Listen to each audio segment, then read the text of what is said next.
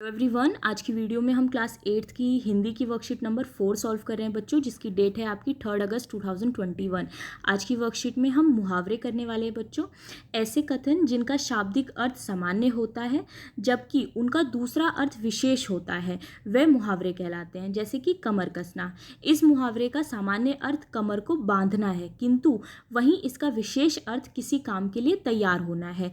उदाहरण, सुनील ने 12वीं की बोर्ड परीक्षा के लिए बिल्कुल कमर कस ली है। तो मुहावरे हमारे ऐसे शब्द होते हैं बच्चों जिनका सामान्य अर्थ भी होता है और उनका विशेष अर्थ भी होता है। ठीक है, सामान्य अर्थ बिल्कुल सामान्य जैसा होता है, लेकिन जो विशेष अर्थ होता है वो हमें कई सारी चीज़ों के बारे में बताता है। ठीक है, मुहावरे जो होते हैं वो शॉर्ट फॉर्म में होते हैं। कभी भी किसी वाक्य को बहुत ज़्यादा सुंदर दिखाने के लिए और उसको आकर्षक बनाने के लिए मुहावरों का प्रयोग किया जाता है। तो यहाँ पर आपके लिए कुछ उदाहरण दिए गए हैं। ठीक है, जैसे फर्स्ट है मुहावरा उंगली उठाना। इसका सामान्य अर्थ लिखा गया है हाथ की उंगली उठाना। ठीक है, लेकिन इसका विशेष अर्थ क्या होगा? किसी पर दोषारोपण करना।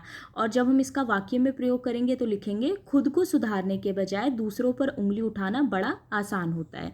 उसी तरह से सेकंड एग्जाम्पल दिया गया है पापड़ बेलना। इसका सामान्य अर्थ होता है, मतलब इसको पढ़ के क्या पता चल रहा है? इसको पढ़ के तो यही पता चल रहा है ना कि खाने वाले पापड़ बनाना, लेकिन इसका जो विशेष अर्थ होता है वो होता है बहुत संघर्ष में जीवन व्यतीत करना। अब इसका वाक्य प्रयोग करेंगे तो लिखेंगे नौकरी पाने के लिए बहुत पापड़ बेलने पड़ते हैं। ठीक है, ध्यान रखना बच्चों, जब भी हम वाक्य का प्रयोग करते हैं तो हम हमेशा मुहावरे वाले शब्द का ही इस्तेमाल करते हैं, उसके अर्थ का इस्तेमाल नहीं करते। जैसे यहाँ पर पापड़ बेलना, ये मुहावरा आया हुआ है। ठीक है, अर्थ सिर्फ समझने के लिए लिखा जाता है। उसके बाद हम यहाँ से सॉल्व करते हैं। यहाँ से थर्ड जो है वो आपके लिए दिया गया है। इसको आप कॉपी में कैसे करोगे बच्चों? या तो टेबल बना लेना या फिर जैसे मुहावरा लिखना हाथ पांव फूलना और एरो डाल के एक बार लिख देना सामान्य अर्थ, ऐसे सामान्य अर्थ। ठीक है, और सामान्य अर्थ लिखने के बाद आप ये वाली चीज़ लिख देना और विशेष अर्थ लिखने के बाद ये वाली चीज़ लिख देना और फिर नीचे लिख देना वाक्य प्रयोग, ऐसे वाक्य प्रयोग। ठीक है, और वाक्य प्रयोग में ये वाला लिख देना। ठीक, उसी तरह से ये थर्ड हो जाएगा। फिर फोर्थ डाल के भी आप ऐसे लिख सकते हो सामान्य अर्थ, फिर विशेष अर्थ और उसके बाद वाक्य प्रयोग, या फिर आप ऐसे टेबल बना के भी कर सकते हो। ओके, तो लिखते हैं हाथ पांव फूलने का होगा हाथ और पैर का मोटा होना, ये तो इसका सामान्य अर्थ हो गया। विशेष अर्थ होगा डर से घबरा जाना। ठीक है, इसका वाक्य प्रयोग करेंगे बैंक में डाकुओं के घुसने पर सभी ग्राहकों के हाथ पैर फूल गए, यानी सभी लोग डर गए। फिर अगला है लोहे के चने चबाना। ठीक है, लोहे के चने चबाना यानी कि लोहे के बने चने चबाना। सामान्य से तो हमें यही पता चल रहा है, लेकिन इसका विशेष अर्थ है कठिनाई झेलना। और वाक्य प्रयोग हम करेंगे भारतीय सेना के सामने पाकिस्तानी सेना को लोहे के चने चबाने पड़े।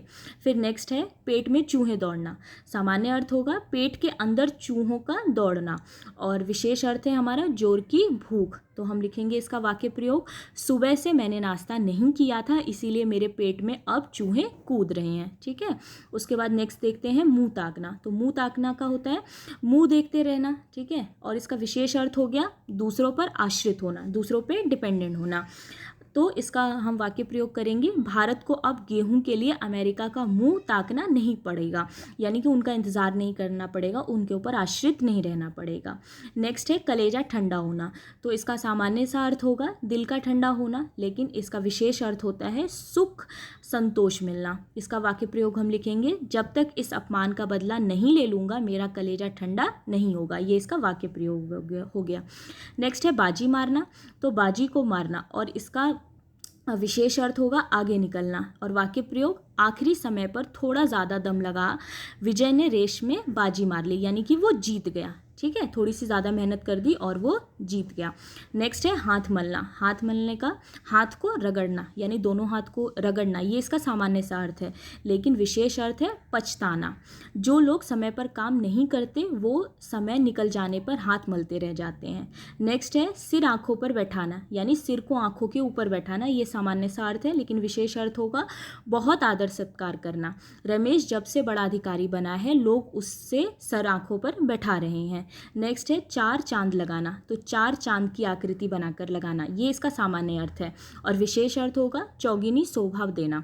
तो इसका वाक्य प्रयोग हम लिखेंगे इंद्रधनुष बनने पर नीले आसमान में चार चांद लग जाते हैं। ठीक है, इस तरह से आप अपने मुहावरों को कंप्लीट करोगे। तो ये थी आज की आपकी वर्कशीट। आई होप आपको अच्छी लगी हो। Thank you so much.